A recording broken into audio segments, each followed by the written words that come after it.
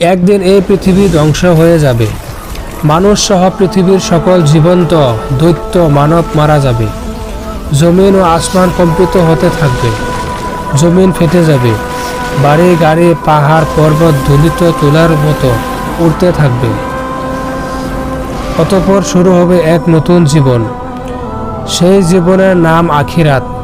সবাইকে এই দুনিয়ার সকল কাজ কর্মের হিসাব দিতে হবে। কে যাবে জান্নাতে, কে যাবে জাহান্নামে। মহান আল্লাহ রাব্বুল আলামিন সবাইকে পুনরায় জীবিত করে হাসরের ময়দানে দাঁড় করাবেন। সেদিন প্রত্যেক মানুষকে 5টি প্রশ্ন করা হবে।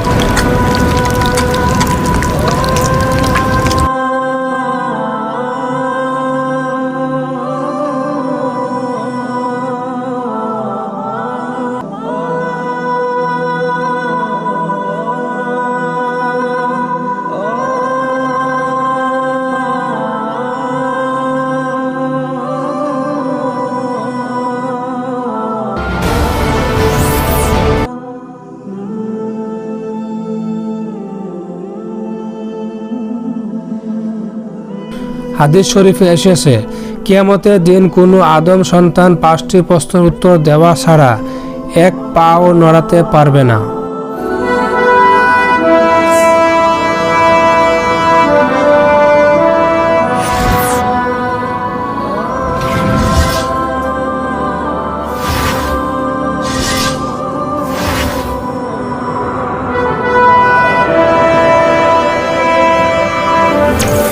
সেদিন তাকে জিজ্ঞাসা করা হবে তার জীবনের লক্ষ্য উদ্দেশ্য কী ছিল এবং তার যৌবনকাল কিভাবে কাটিয়েছে, সে কিভাবে উপার্জন করেছে এবং তা কোন পথে ব্যয় করেছে, তার জ্ঞান বা বিবেক অনুসারে কর্ম করেছে কিনা এবং মহান রবের ইবাদত করেছে কিনা। সে তার নিজের স্ত্রীকে আগুনে পুড়িয়ে হত্যা করেছে, অতঃপর সে জাহান্নামী।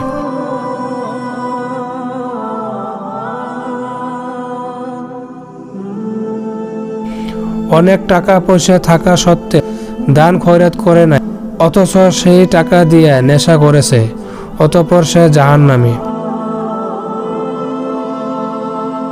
সে একটি মেয়ের সাথে জিনা করেছে এবং সে সর্বদা খারাপ কাজে লিপ্ত থাকত, অতঃপর সে জাহান্নামী।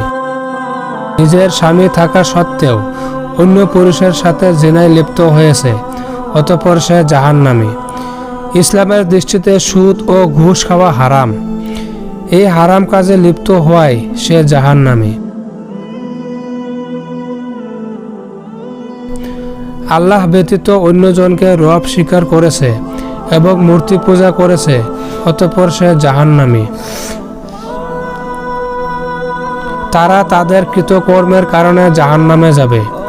তারা অনন্তকালের জন্য জাহান্নামের কঠিন শাস্তি ভোগ করতে হবে।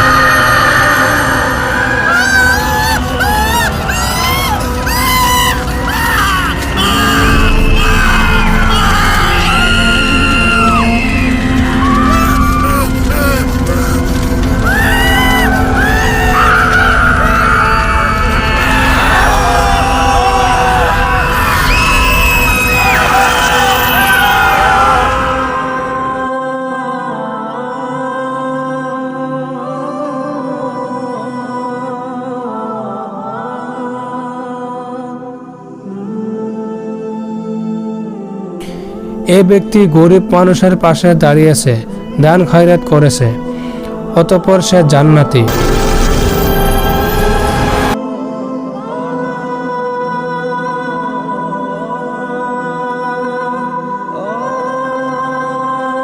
সে হালাল পথে টাকা রোজগার করেছে এবং নামাজ কালাম আদায় করেছে, অতঃপর সে জান্নাতি।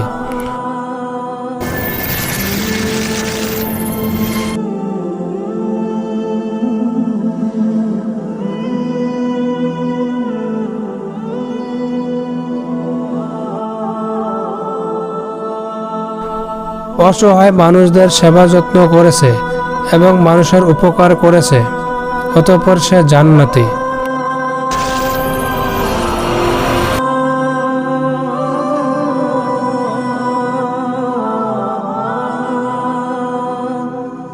কুরআন ও হাদিসের কথা শুনে তওবা পাঠ করেছে এবং মহান রবের উপাসনা করেছে, অতঃপর সে জান্নাতি।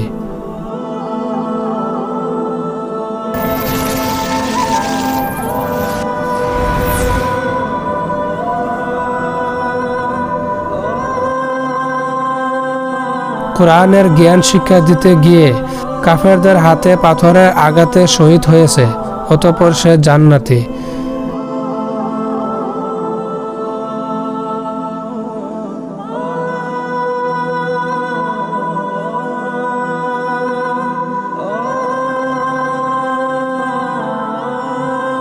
যারা তাদের ঈমান ও আলেমের কারণে জান্নাতে যাবে, তারা অনন্তকালের জন্য ন্যায় নিয়ামত উপভোগ করতে থাকবে, যা কখনো শেষ হবার নয়। ভিডিওটি ভালো লাগলে লাইক করবেন, চ্যানেলটি সাবস্ক্রাইব করে দেবেন, আর আপনাদের প্রিয় বন্ধুদের কাছে ভিডিওটি অবশ্যই শেয়ার করে দেবেন।